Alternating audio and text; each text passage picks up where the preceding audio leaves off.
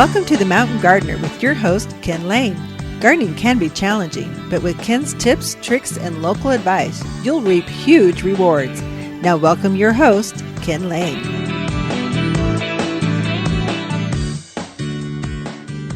And welcome to this week's edition of The Mountain Gardener. Your host, Ken Lane, here every week talking about the landscapes of northern Arizona. And it's autumn.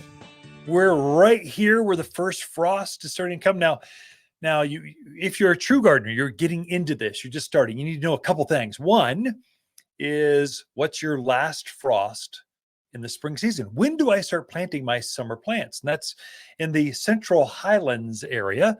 That's going to be Sedona, Camp Verde, Cottonwood, Cordes Junction, Dewey, Prescott Valley, Paulden, Prescott, of course, all the way over the hill to Skull Valley, Kirkland. We're all kind of the same kind of zone. Yeah, it might vary by a couple days, but pretty much Mother's Day. Prescott, exactly with 100 years of data, is May 8th is our last frost date. You folks in Prescott Valley, that's, I think, May 9th or 10th. So it's like 2 days. You folks down in the Verde area, you get fooled because you're thinking, oh, I'm lower elevation, I'll be fine. I can start early. But that cold air spills over the ridge lines and settles down on top of you. So you get this inversion that happens. So really, you're maybe maybe you're a week earlier. Maybe it's May 1 or April 28th or whatever, but it's pretty much, yeah, you can start planting. Just be ready for a frost if it happens. And then the first frost of the year, that's when does that summer garden start to be taken out? And that's going to be in Prescott, Arizona. It's October 28th. 100 years of data. We've been tracking this. October 28th is traditionally now the thing with averages. 50 of those years where it was well into November, and the other 50 it was like middle of October, but the average is the 28th. So just be ready. So if you've got tomatoes, you've got loaded up with fruit, you have some sheets ready. Be ready to harvest those, pick them off just in case. But we're right there. So it's fall colors everywhere. Although that has to do more with not cold in the evening. Your trees turning color has way more to do with day parts. How long is the day? And that's what makes a difference. That's what gets them to turn. So that they're used to working with the environment, just knowing when I should start. They don't want to be surprised. They want to go to bed. They're putting themselves to sleep, basically hibernating for the winter. Perennials do that. Your flowers are hibernating underground. Some of them will take a lot of cold. They'll go right into fall, and they'll be, Bradford pear or ornamental pears. They don't turn color until December, Thanksgiving. So they're a month out yet. But some of your sumacs, they're almost done. So there's this progression, this wave of color that happens throughout the year, throughout the autumn season. I wrote an article this weekend. It was the language of houseplants, symbolism and spiritual meaning of houseplants. I thought I'd share a couple of those ideas. I just thought it was super interesting. Why people give houseplants as presents, as gifts, as housewarmings, as college graduations, as wedding, just why. And so I thought I'd go over a couple of them. Just super interesting. Now, and all these are available at the garden center. We just loaded up with a bunch of houseplants. So as our outdoor gardens start to shut down, you can actually plant cool season things. So pansies love the cold. It's the time to put those in. Mums, they're beautiful. Snapdragons, they'll bloom to the end of the year. Maples, evergreens, all your evergreen shrubs, hedgerows, they're all put in now. But if you're done with tomatoes, you're going, I've been working so hard. I can't can anymore. Oh my goodness. The apples are about to be harvested. I can't pick another bushel of apples. If you want to come indoors, plant some houseplants, play with those. Chinese money plant. This is, it's a plant that's believed to bestow great wealth and fortune upon the owner, primarily because of its round coin-shaped leaves. So Chinese money plant, that's just fun. So if you want to have more wealth, surround yourself, put them in the office. Chinese money plants, their vibe will come off of you. Ivy has basically a plant. It symbolizes eternal life because it's evergreen, evergreen foliage.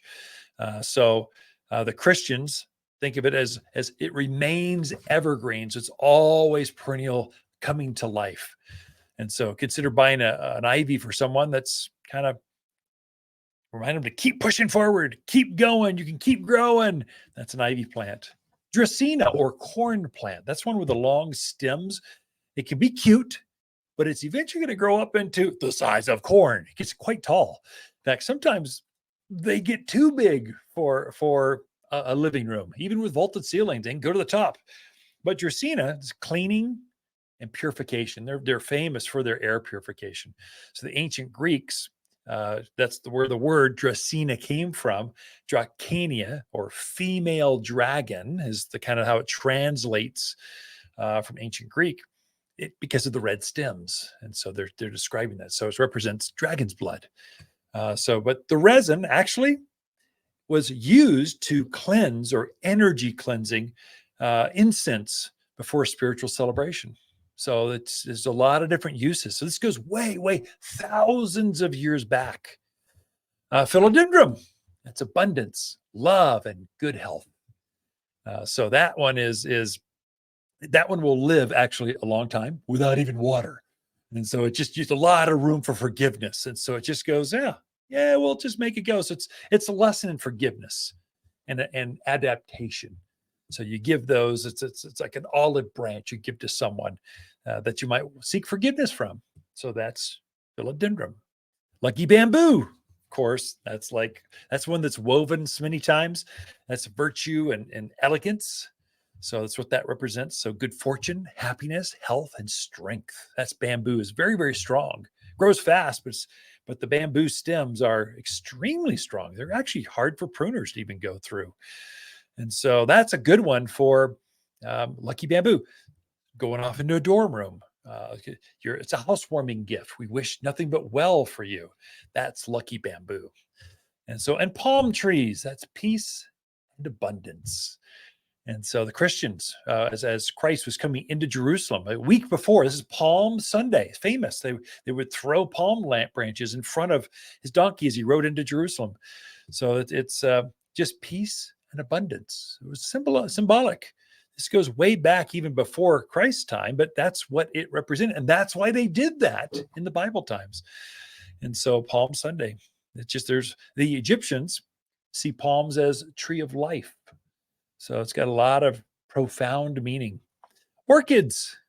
There are lots of orchids out there. That's one with they grow in the rainforest up in the branches. They don't even need soil.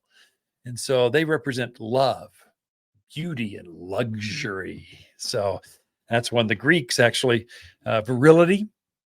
They would give them to new couples. They put them in the bedrooms because it'd help you kind of have children kind of thing. So it's kind of, that's what it's for. So it's a great one to give to as a wedding gift, couples that are trying to have kids, that kind of stuff. That's orchids. So love, beauty, and luxury. And the last one is peace lilies. So peace lilies are peace, positivity, purity, enlightenment. And so the Buddhists, Hindus, and the Japanese cultures, they love using this for enlightenment, for kind of purity. So feng shui, they use a lot of peace lilies in feng shui, kind of have the flow of the energy go through a house. And so that's one that's great to have. It's wisdom, tranquility. That's one that you want in your office. So take it to the law office or down in your downstairs study. You just want to have more that peaceful. They're really big, thick, dark green foliage. And then peace lilies have that flower that comes up that has that white flower. It's so beautiful. It's fragrant, actually. So some of the meanings, you want to take a look at that. I'm sure it's up on our blog already.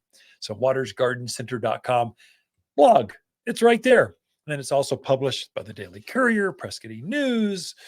It's all over the place. And if you're part of the Watters Garden Club, I make sure you get an early release, and I don't have the editors tweaking everything and taking things out, misspelling stuff. It's actually from my desktop to yours with the embedded links on more, where to buy them, where to shop for them, or you just come down to Watters Garden Center.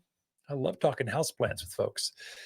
That's it for this segment. Got a lot in store this show for you. Be right back after this.